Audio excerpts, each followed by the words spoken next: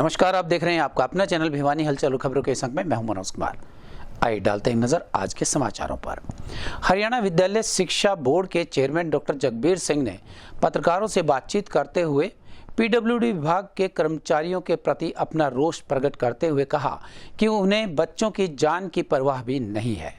गौरतलब है कि शिक्षा बोर्ड स्थित सरपल्ली डॉक्टर राधाकृष्णन स्कूल की एक बिल्डिंग को मेंटेनेंस के लिए पीडब्ल्यूडी विभाग को दिया गया था, जिस पर वो खरे नहीं उतरे। उल्लेखनीय है कि बोर्ड स्थित सर्वपल्ली राधाकृष्णन स्कूल की एक बिल्डिंग पिछले दिनों मेंटेनेंस मांग रही थी तथा बोर्ड ने इसके लिए पीडब्ल्यूडी विभाग को 1,05,20,000 रुपए का ठेका दिया। वे विभाग के मेंटेनेंस के साथ साथ शीशे भी लगाने थे। बीते वर्ष 11 जुलाई 2021 तक बोर्ड को यह बिल्डिंग सौंपी जानी थी, लेकिन यह सौंपी नहीं गई। अब रविवार को हुई बारिश ने सारी की सारी पोल खोल दी। बारिश का पानी छत के रास्ते कमरों में आ गया। वहीं board chairman doctor Jagbir Singh ने बताया कि कई बार पीडब्ल्यूडी विभाग को पत्र लिखा, लेकिन कोई जवाब नहीं दिया गया। उन्होंने बताया कि पीडब्ल्यूडी विभाग को स्कूल बोर्ड के काटर, सड़कों, बाउंड्री वॉल पर लगने वाले लोहे की तार का ठेका दिया गया, लेकिन आज तक एक काम भी सही तरीके से नहीं किया। चेयरमैन डॉक्टर जगबीर सिंह का गुस्सा आज 7वें आसमान पर था। उन्होंने कहा कि विभाग के अधिकारी सरकारी कार्यों को सही प्रकार से नहीं करवा पा रहे हैं। बोर्ड चेयरमैन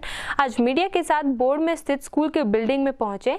उन्होंने मीडिया को दिखाया कि कमरों से पानी नीचे आया हुआ है, पाइप सारे के सारे बाहर लगे हुए हैं, वे शीशे भी टूटे हुए हैं। उन्होंने बताया कि स्कूल मेंटेनेंस का ठेका 1,05,20,000 का दिया था। पीडब्ल्यूडी ने यह ठेका किसी अशोक गर्ग नामक व्यक्ति को दिया। बाद में उसने यह ठेका देवराज गर्ग को दे दिया। उन्होंने आरोप लगाया कि ना तो पीडब्ल्यूडी विभाग के अधिकारी देखने आए, ना ही जिसको ठेका दिया गया था वह देखने आए। उन्होंने कहा कि वे इसको लेकर मुख्यमंत्री मनोहर लाल खट्टर व उप मुख्यमंत्री दुष्यंत चौटाला को पत्र लिखेंगे।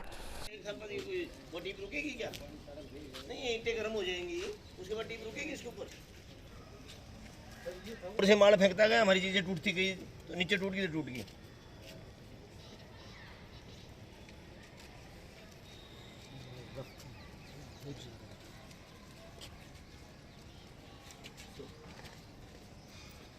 इसके ऊपर भी इसका ढाल बनवा लेना है। मतलब टीप तो वैसे नियम में 1 साल बाद के नियम आता है क्या? तो साथ के साथ तो बाद में तो ईंटें गर्म हो जाएंगी, तो धूल मिट्टी घुस जाएगी, टीप होगी नहीं इसके ऊपर। 1 साल में बीच बीच में नहीं चेक करेगा, हैं? बीच में चेक करेगा तो मैं खुद आया हूँ, सर लैंटर डालते खुद आया हूँ। मुझे पूछेगा कितने दिन में देगा? दे दूंगा, जल्दी दे दूंगा जी, जल्दी दे दूंगा जी। टाइल लगवा लो जी, हमने टाइल लगवा ली। कोई तार टूट गई तो टूट गई, तार टूटी पड़ी में करंट हो तो हमें क्या पता। यहाँ मलबा इतने दिनों तो पड़ा रहे, हमारी सारी घास जल गई। ये भी जिम्मेवारी से डंगा उठाना यहाँ से। मुझे आप पत्रकार बंधुओं को मतलब इस काम के लिए बुलाना पड़ा, बड़ा खेद है मुझे। ये बोर्ड की जो बिल्डिंग बनी थी, शुरू में किसी कारण से टेस्टिंग के कारण से ये छत इसकी उखड़ी रह गई थी और उसका सारा सरिया छत का गल गया था। इस बिल्डिंग को अनसेफ डिक्लेयर कर दिया गया था। तो इसका कार्य हमने पीडब्ल्यूडी विभाग को आउटसोर्स से करवाने के लिए दिया 5% के कमीशन के बेस पर। तो अशोक कुमार गर्ग को ये ठेका मिला 1,05,20,000 रुपये का, और इसने काम 11 जुलाई 2021 तक पूरा करके देना था। और हमें बार बार निवेदन करने के बाद भी कि हमारा भाई स्कूल का सत्र पूरा हो गया है, विद्यार्थियों को हमें 1 अप्रैल से बैठाया जाना, इसको पूरा जल्दी कर दो, लेकिन उन्होंने आज तक भी हमें हैंड ओवर नहीं किया है। और हैंड ओवर में कल परसों बारिश में हुआ, उसके अनियमितता आप देख सकते हो। क्योंकि कारण क्या था, अशोक कुमार गर्ग ने ये इस ठेके को आगे सबलेट कर दिया, देवराज गर्ग को ये काम दे दिया, और अशोक कुमार गर्ग कभी आया ही नहीं काम पर। पीडब्ल्यूडी के अधिकारियों को बार बार मैंने बुलाया तो एक ओजेई को भेज देते हैं देखने के लिए, वो नया लगा है, उसको काम का ही नहीं पता है। और एसी साहब को भी मैंने पत्र लिखा है, सेक्रेटरी साहब से पत्र लिखवाया मैंने कि भाई हमारे जो पैसे वापस आते हैं वो पैसे मांगे जाएँ, और जो काम की यूटिलाइजेशन सर्टिफिकेट जो पैसा देने का होता है वो लिया जाए। 5 काम हमने पीडब्ल्यूडी से करवाए हैं। एक सड़क निर्माण का कराया था, उसमें भी हमारे बहुत सारे पैसे बचते हैं, आज तक वो उसका कोई हिसाब किताब नहीं किया। बोर्ड में लाइटें लगवाई, उसका भी काम कराया था। बाउंड्री वाल बनाई थी, आप देख रहे हो कई जगह कि एंगल लगे हुए हैं, बोर्ड की बाउंड्री में देखा होगा, हमने उसमें तार लगवाने के लिए दिया था। वो ठेकेदार एंगल लगा के चला गया, आधे हद तक तार लगा के चला गया, उसका भी कोई आज तक हिसाब किताब नहीं हुआ है। तो 36 क्वार्टर में जो टाइल लगाने के लिए बंदू आया, उसने जो प्लास्टर तारा, प्लास्टर को तार के कूट लिया। कहता जी क्रैशर का टूटा हो रहा, क्रैशर नहीं मिलता, उसी के अंदर सीमेंट भरा के लगाने लग गया। और कुदरती मेरे ड्राइवर के घर में गया था उस दिन, उसने आगे मेरे को बताया, हमने चेक किया तो उसको रोक दिया कि हमें तो आपसे काम ही नहीं कराना। तो इस तरह का पीडब्ल्यूडी अधिकारी का गैर जिम्मेदार व्यवहार है, उस कारण से मुझे आपको बुलाना पड़ा है। तो सर ये कितने पीडब्ल्यूडी के अधिकारी आकर देख करके यूटिलाइजेशन सर्टिफिकेट तो हमें दें कि आप इसमें बच्चों को बढ़ा सकते हो। हम कोई बच्चे कल को अनहोनी होगी तो किसकी जिम्मेदारी होगी? इन बच्चों के भविष्य के साथ खिलवाड़ है, जान के साथ खिलवाड़ है। निश्चित रूप से इसमें जिम्मेदारी बनती है उन अधिकारियों की कि किसी कारण से कोई अनहोनी होगी तो उन्हीं अधिकारियों की जिम्मेदारी कि हमारा यूटिलाइजेशन सर्टिफिकेट क्यों नहीं दे रहे हो। हम बार बार हम निवेदन कर रहे हैं कि हमें आपने जुलाई 21 तक कार्य देना था, अभी तक क्यों नहीं दिया है। जो सर स्कोप ऑफ वर्क में उसके हिसाब से हमारा काम 100% है। सीएम को शिकायत करने की बात कर रहे हैं। नहीं, क्वालिटी कंटेंट आप 100% चेक करा लीजिए। हमने स्लैब डाली है, उसका टेस्टिंग नहीं उसका टेस्ट रिपोर्ट है, उसकी डिपार्टमेंट ने सबमिटेड है, वो सारी चीज़ें हैं। फिर भी जो फॉल्ट बता रहे हैं कहाँ लगा है? नहीं, फॉल्ट के अगर बिल्डिंग डीएलपी के अंदर है भाई, डिफेक्ट लाइबिलिटी पीरियड होता है 1 साल का। बोर्ड का ये कहना है कि सबलेट किया हुआ है आगे, क्या सबलेट फर्म कर सकते नहीं, सबलेट नहीं था, ये हमारे अंडर ही काम किया इन्होंने। कुल मिला के बात ऐसी है कि हमने, हमारी टीम है, हम अलग अलग बंदों को अपॉइंट करते हैं कि भाई आप ये काम कीजिए, आप ये काम कीजिए, तो उन्होंने ये काम किया है। क्या नाम आपका? इलेक्ट्रिकल का काम मेरे स्कोप में था नहीं। अब आपका इलेक्ट्रिकल क्या का, नाम है? मेरा नाम दिव्यांक है जी। इलेक्ट्रिकल का काम हमारे स्कोप में नहीं था कोई भी। स्टिल हमने इसके अंदर पाइप डाल रखा है, कंड्यूट दबा रखा है हमने लेंटर डालते टाइम। वायर का पाइप इन्होंने, हमारा काम था, हमारे पहली बात तो पीडब्ल्यूडी ने स्कोप में डाला है। काम नहीं था, छत का पानी उतारना जी हमारा काम है। पानी तो सारा हाँ जी, नहीं हमारा काम है, छत का पानी उतारना हमारा काम है जी, कोई इशू नहीं है उस चीज़ का। बिल्डिंग डीएलपी के अंदर है। बिल्डिंग में कम से कम भी 12-13 कमरों में हमने खुद देखा हाँ जी, सीलन हाँ आई जी, हुई हाँ जी, है। हाँ जी। नई बिल्डिंग में सीलन का तो सीलन का कारण बताया ना सर, पाइप ऊपर से सिर्फ रिपेयरिंग के बाद हाँ जी, हाँ जी, हाँ जी। नहीं सीएम सर, की जो तरफ से अगर कोई जांच होती है, आप जांच के लिए तैयार हाँ जी, हाँ जी, हम 100% तैयार है, कोई इशू नहीं है जी उस चीज़ का, हम 100% तैयार तो है। सर पीडब्ल्यूडी डिपार्टमेंट की भी हम कुछ नहीं कहेंगे सर, जो काम हमें बोला जाएगा, यहाँ के जेई है यहाँ के, अगर वो हमें कोई काम बताएंगे हम तो वही काम करेंगे ना। अब हम पूरा पाइप चेंज करने को रेडी है, अगर यहाँ से हमें अलाउ नहीं करेंगे कि आप पूरा पाइप चेंज मत कीजिए, हम कैसे कर देंगे। भूमि रिकॉर्ड फीस में अचानक 5 गुना वृद्धि किए जाने पर आम आदमी पार्टी कार्यकर्ताओं ने कड़ा रोष जताया और उसे किसान और आम आदमी की जेब पर डाका डालने जैसा बताया। पार्टी के मध्य जोन संयोजक अश्विनी दुल्हेड़ा ने मंगलवार को एक प्रेस वार्ता कर इस वृद्धि को वापस लिए जाने की मांग की और इस बारे में एक पत्र भी राज्यपाल को लिखा। आम आदमी पार्टी के मध्य जोन के संयोजक अश्विनी दुल्हेड़ा ने मंगलवार को प्रेस वार्ता को संबोधित करते हुए कहा कि प्रदेश के मुख्यमंत्री, राज्यपाल व मुख्य सचिव को पत्र लिखा है जिसमें भिवानी उपायुक्त पर जिले के तहसीलों में कंप्यूटर फीस में अचानक से 5 गुना बढ़ोतरी करने व अन्य फीसों में कई गुना बढ़ोतरी करने के मामले की जाँच पर कार्रवाई करने की मांग की है। उन्होंने बताया कि जिले के तहसील कार्यालय में भूमि रजिस्ट्री की कंप्यूटर फीस जो 200 रुपये थी उसको बढ़ाकर 1000 रुपये कर दिया गया। भूमि रिकॉर्ड के मोटेशन की फीस 50 रुपये थी, उसको बढ़ाकर 1000 रुपये कर दी गई है, जो आमजन के लिए बहुत ज्यादा है। उन्होंने खट्टर सरकार पर निशाना साधते हुए कहा कि बीजेपी सरकार ने आम जनता की जेबों पर डाका डालने का काम किया है। वहीं आम आदमी पार्टी के जिला अध्यक्ष दलजीत तालू ने कहा कि पार्टी की तरफ से मुख्यमंत्री, राज्यपाल और मुख्य सचिव को पत्र के माध्यम से 5 गुना ज्यादा फीस वृद्धि वापस करने और मामले की जांच कर उपरोक्त आदेशों को निरस्त करने की मांग की। उन्होंने खट्टर सरकार को चेतावनी देते हुए कहा कि अगर जल्द से जल्द भूमि रिकॉर्ड संबंधी तमाम फीस बढ़ोतरी वापस नहीं ली गई तो आम आदमी पार्टी सड़कों पर उतरेगी और प्रदेश स्तर पर आवाज उठाएगी। जो लूट का तंत्र खोल रखा पूरे हरियाणा में, उसी को जारी रखते हुए भिवानी जिला, पलवल जिला, रेवाड़ी, 3-4 जिलों में जो सरकारी फीस थी ज़मीन की रजिस्ट्री कराने की, मोटेशन कराने की, कंप्यूटरीकरण कराने की, सेल डेट कराने की और आर्डर हैंड कराने की जो फीस थी, उसमें 5 गुना वृद्धि हरियाणा सरकार ने करने का काम किया। ये जो लूट, जो खुली लूट, क्योंकि ना तो इनको सिस्टम का पता है और ना ही तरीके का पता है कि किस तरीके से आज पूरा जो भिवानी ज़िला है और बाकी ज़िलों की मैं बात करूं तो ये भिवानी ज़िले से एक ग्रामीण जो है वो खेती पर आधारित है, कृषि पर आधारित है। जो रजिस्ट्री की फीस होती थी वो 200 रुपये से बढ़ा करके 1000 रुपये कर दी गई, जो कि 5 गुना है। मोटेशन जो फीस थी, जो कंप्यूटरीकरण किया जाता था उसमें 50 रुपये में होता था, अब वो 200 रुपये कर दिया सीधा। सेल डीड और अदर जो डीड्स होती थी वो 200 रुपये में होती थी, वो 1000 रुपये में होने लगी। आड़ रहन और जो फक जिस पे लोन उतरवाया जाता है वो कराने की जो उतरवाने की जो फीस होती थी वो 50 रुपये होती थी, अब वो सीधी 200 रुपये कर दी है। तो ये सौतेला व्यवहार इन जिलों के साथ क्यों, भिवानी जिले के साथ क्यों, इस बात को लेकर के आज ये प्रेस कॉन्फ्रेंस रखी गई है। और हम खट्टर सरकार को ये चेतावनी भी देते हैं, अगर ये फैसला तुरंत वापस नहीं लिया और वापस उसी रेट में जो पहले से चली आ रहे थे उसमें नहीं किया गया, तो आम आदमी पार्टी सड़क से लेकर के विधानसभा तक ये लड़ाई लड़ेगी, संसद तक ये लड़ाई लड़ेगी। भिवानी के वार्ड नंबर 21 में नव निर्वाचित पार्षद सीमा देवी द्वारा माता की पूजा अर्चना कर सवा मणि का प्रसाद लगाया गया और साथ ही साथ कार्यालय का उद्घाटन भी किया गया। इस बारे में महावीर देवसरिया ने बताया कि वार्ड की किसी भी समस्या के समाधान के लिए कोई भी व्यक्ति सीधे उनके कार्यालय में आकर संपर्क कर सकता है।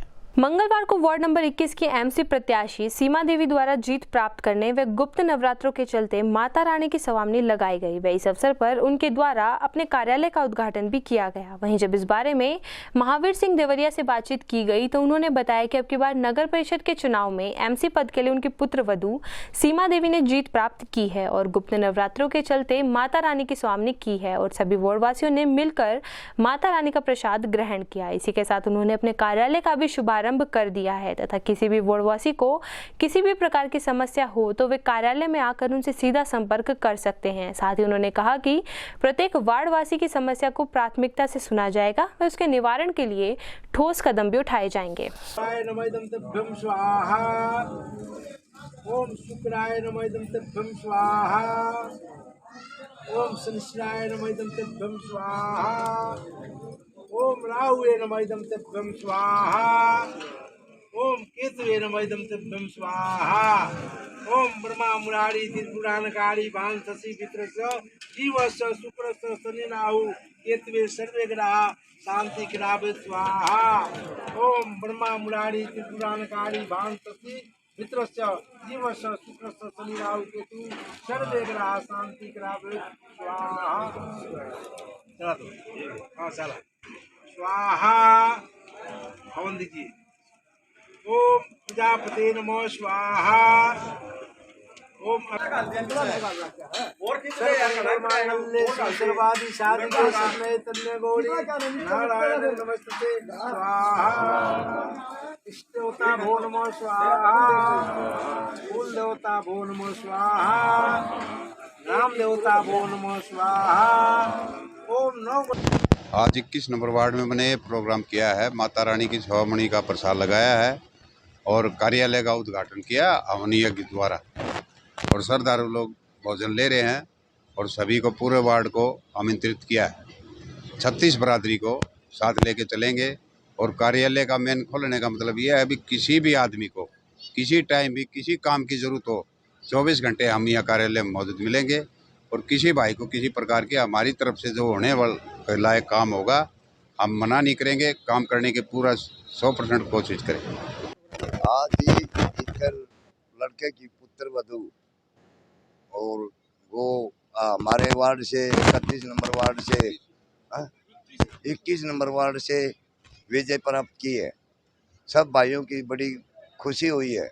उसके चलते हुए उन्होंने अपना बाबा माता रानी का सवामनी का प्रसाद वितरण किया है। देखिए यहाँ पे ये वार्ड नंबर 21 से सीमा देवी विजय घोषित हुई है पार्षद और यहाँ पे कार्यालय का उद्घाटन किया है यज्ञ हवन करके और माता की सिंह कृपा से यहाँ पे आज भगवान की कृपा से भंडारे का आयोजन किया गया है जिसमें श्रद्धालुगण वार्डवासी सभी अपना खाना वगैरह ले रहे हैं। पर्यावरण और स्वास्थ्य को देखते हुए नगर के सामान्य अस्पताल के सिविल सर्जन डॉक्टर रघुवीर सांडिल्य की अपील पर अनेक स्वास्थ्य कर्मचारी साइकिल चलाकर अपनी ड्यूटी पर पहुंचे। उन्होंने बताया कि स्वास्थ्य कर्मियों से अपील की गई है कि प्रत्येक मंगलवार को साइकिल पर ही वो अपनी ड्यूटी पर आए। इस कड़ी में वो स्वयं भी साइकिल चलाकर ही अपनी ड्यूटी पर पहुंचे। सिविल सर्जन डॉक्टर रघुवीर शांडिल्य ने बताया कि पर्यावरण और स्वास्थ्य को देखते हुए उनके द्वारा स्वास्थ्य कर्मियों को पत्र के माध्यम से अपील की गई थी कि सभी कर्मचारी सप्ताह में एक दिन साइकिल पर व पैदल कार्यालय में पहुंचे। इसलिए मंगलवार को वे स्वयं भी साइकिल पर कार्यालय आए तथा स्वास्थ्य विभाग के अधिकारी व कर्मचारी भी साइकिल पर अस्पताल में पहुंचे। वहीं सिविल सर्जन ने बताया कि बदलते क्लाइमेट और ग्लोबल वार्मिंग से आज पूरी दुनिया जूझ रही है। दिन प्रतिदिन प्रदूषण का खतरा इतना बढ़ता जा रहा है कि इसका सीधा असर जीवन पर बढ़ता हुआ दिखाई दे रहा है। फिर चाहे वह इंसान हो या पशु पक्षी, बिगड़ता पर्यावरण हर किसी को प्रभावित कर रहा है। उन्होंने कहा कि फिटनेस के लिए व्यायाम और साइकिलिंग को दिनचर्या का हिस्सा अवश्य बनाएं ताकि आजीवन स्वस्थ और फिट रहा जा सके तथा प्रदूषण के इस दौर में नो व्हीकल जैसे कॉन्सेप्ट निसंदेह बहुत जरूरी और उपयोगी हैं। सिविल सर्जन ने अपील की कि प्रत्येक कर्मचारी प्रतिदिन 2 से 3 किलोमीटर साइकिल अवश्य चलाए, जिसके कारण उसका शरीर भी फिट रहेगा तथा इससे पर्यावरण को प्रदूषित होने से भी बचाया जा सकता है। रहेंगे तो अच्छी तरह से हम स्वास्थ्य दे पाएंगे और हमारा पर्यावरण जो बचाने का जो कार्यक्रम है, एक तो हमने अपने पर्सनल व्हीकल नहीं करने यूज, कम से कम हफ्ते में एक दिन। दूसरा, हम हर शनिवार को हर फैसिलिटीज़ पर एक पौधारोपण का प्रोग्राम करते आ रहे हैं कि वो पौधा लगाने के बाद हर व्यक्ति की जिम्मेवारी बनती है उसको बड़ा होने भी दें।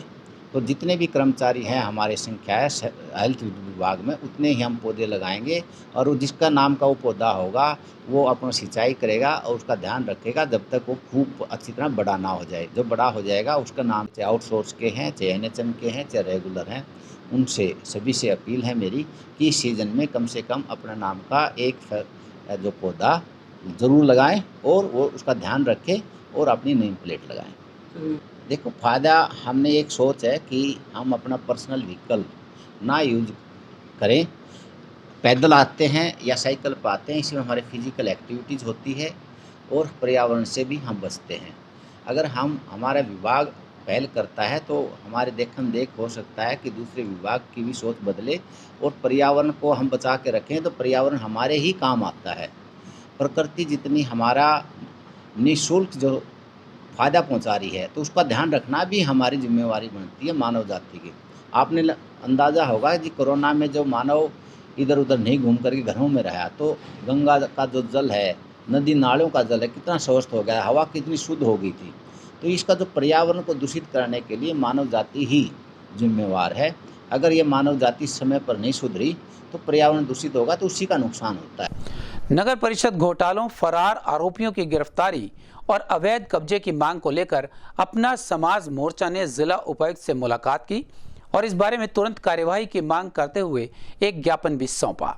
उनका कहना था कि घोटालों के अलावा अवैध कब्जों की जमीन को भी तुरंत छुड़वाकर वापस नगर परिषद में लिया जाए। अपना समाज मोर्चा ने मंगलवार को नगर परिषद में हुए घोटाले और फरार आरोपियों की गिरफ्तारी की मांग को लेकर व जोड़ों की जमीन पर हुए अवैध कब्जों को लेकर उपायुक्त से मुलाकात की एवं ज्ञापन सौंपा। अपना समाज मोर्चा के प्रदेश अध्यक्ष राजेंद्र तंवर, रणवीर भाटी व अमन राघव ने बताया कि इस घोटाले के मास्टरमाइंड जो अभी तक पुलिस की गिरफ्त से बाहर हैं या पुलिस उनको गिरफ्तार नहीं करना चाहती, उन्होंने उपायुक्त को लिखित में दिया है कि तीनों आरोपियों विनोद गोयल, ललित यादव, राजेश मेहता को जल्द से जल्द गिरफ्तार किया जाए ताकि इस घोटाले की और कड़ियां खुल सके। उन्होंने कहा कि जो आरोपी जेल में बंद हैं, जिन्होंने बड़े पैमाने पर नगर परिषद में आए पैसों का दुरुपयोग किया है, उनसे पैसे की रिकवरी की जाए। वे इस घोटाले में जो भी अधिकारी शामिल है या जनप्रतिनिधि या किसी पार्टी से संबंधित पदाधिकारी शामिल है, उनको सरकार एक्सपोज करे, नहीं तो अपना समाज मोर्चा उन्हें जल्द ही एक्सपोज करेगा तथा उनके खिलाफ उपायुक्त से कानूनी कार्रवाई किए जाने की मांग भी उनके द्वारा की गई। नगर परिषद के प्लॉट व जोड़ों की जमीनों पर जिस भी भी व्यक्ति ने कब्जा किया है उस कब्जाधारी के खिलाफ कानूनी कार्रवाई की जाए तथा उनसे कब्जा छुड़वाकर वो जमीन वापस नगर परिषद में ली जाए। साथ ही प्रदेश अध्यक्ष तंवर ने कहा कि सेक्टर 13 में 5 एकड़ जमीन पर अभी नए प्लॉट काटे गए हैं। उन प्लॉटों में जो सड़कें बनी हैं उनको देखकर लगता है कि भिवानी में प्रशासन नाम की कोई चीज नहीं है। इन सड़कों पर बालू मिट्टी पर आधा इंच रोड़ी डालकर तारकोल डाल दिया गया जो एक ही बारिश में बह जाएंगे। सड़कों पर आज 10-10 फुट लंबे व 1-1 फुट गहरे गड्ढे बने हुए हैं, जबकि ठेकेदार की जिम्मेवारी निर्माण से लेकर 3 साल तक की होती है। उन्होंने कहा कि मोर्चा ने उपायुक्त से मांग की है कि जिस भी ठेकेदार ने सड़कें बनाई हैं उसकी कंपनी को ब्लैक लिस्ट की जाए तथा लाइसेंस रद्द किया जाए तथा उसकी जमा सिक्योरिटी राशि भी जब्त की जाए। मोर्चा सामाजिक संगठन सभी पदाधिकारीगण भिवानी शहर में जो बहुत सारी अनियमितताएं फैली हुई हैं, जो पीछे बहुत बड़े बड़े घोटाले उजागर हुए हैं, चुनाव आने के मद्देनज़र उन पर संज्ञान नहीं लिया गया। आज सभी मेरे भाई लोग उपायुक्त महोदय से मिले हैं। दोबारा से आप इन चीज़ों पे संज्ञान लीजिए और जो भी हमारे भिवानी शहर पे जो जोड़ों पे कब्जा किया हुआ है उसको छुड़वा के और नगर परिषद के अंदर किया जाए। और विशेषतः आज हमारा मिलने का उपायुक्त महोदय दूसरा कारण ये भी था कि सेक्टर 13 भिवानी का पोश इलाका आता है, लेकिन वहाँ इतना बुरा हाल है। सेक्टर 13 की सड़कें टूटी हुई हैं, बड़े बड़े गड्ढे बने हुए हैं और सफाई व्यवस्था बिल्कुल चरमरा गई है। आज हम सब सेक्टर वासियों ने मिलके और अपना समाज मोर्चा के पदाधिकारियों ने मिलके, रंगा साहब, दीपक भाई जी साथ हैं, उनसे एक अपील की है कि आप वहाँ संज्ञान लीजिए, वहाँ की सड़कें दुरुस्त कराई जाएं और जो पार्कों में अनियमितता उसको ठीक किया जाए। अपना समाज मोर्चा की आज पूरी जो टीम है और पदाधिकारी यहाँ पहुँचे हैं, शुरुआत हमने आज से की है। जो शहर के अंदर अच्छे कार्य होंगे उसकी हम पूर्ण रूप से पे बधाई के पात्र रहेंगे। अगर कहीं पे भी किसी भी वार्ड में या गली में, सेक्टर में कहीं पर भी गलत काम हुआ तो पूरा अपना समाज मोर्चा उसके खिलाफ विरुद्ध खड़ा होगा और फिर हम उसको बता देंगे कि भी अपना समाज मोर्चा क्या है। शहर के अंदर किसी प्रकार का जो पिछले 5 साल में घोटाले हुए थे, अगले 5 साल के अंदर ना तो कहीं कोई घोटाला होने देंगे और ना ही कहीं भी किसी स्तर पर गलत काम होने देंगे।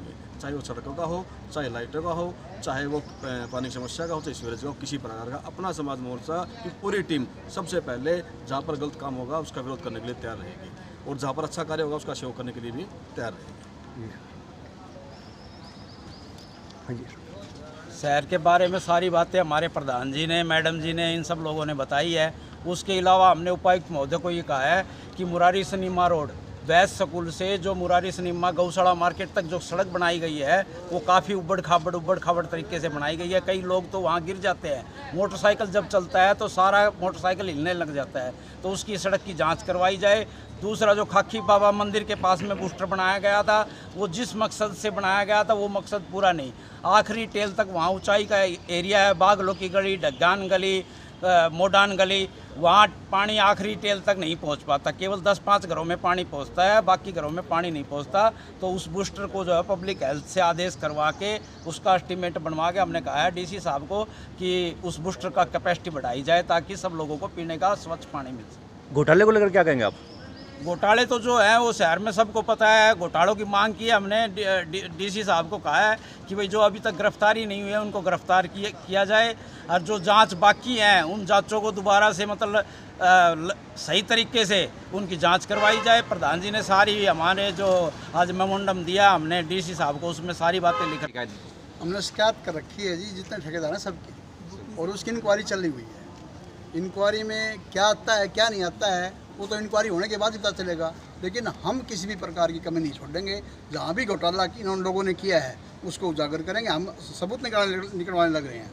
हमने कल भी एक सबूत निकलवाने लग रहे हैं। जोड़ों की ज़मीन पे जो कब्जा हो रहा है उन कब्जों को छुड़वाएंगे और जो पब्लिक का पैसा इन्होंने लुटाया है उसकी। स्थानीय राजपूत धर्मशाला में जिला कांग्रेस कमेटी की एक बैठक आयोजित कर कांग्रेस के वरिष्ठ नेता अभिजीत लाल सिंह ने बीजेपी और जेजेपी गठबंधन को आड़े हाथों लिया। उन्होंने युवाओं एवं अन्य कार्यकर्ताओं को संबोधित करते हुए कहा कि चाहे वह अग्निपथ योजना हो या बेरोजगारी, प्रदेश सरकार प्रत्येक मोर्चे पर विफल ही रही है।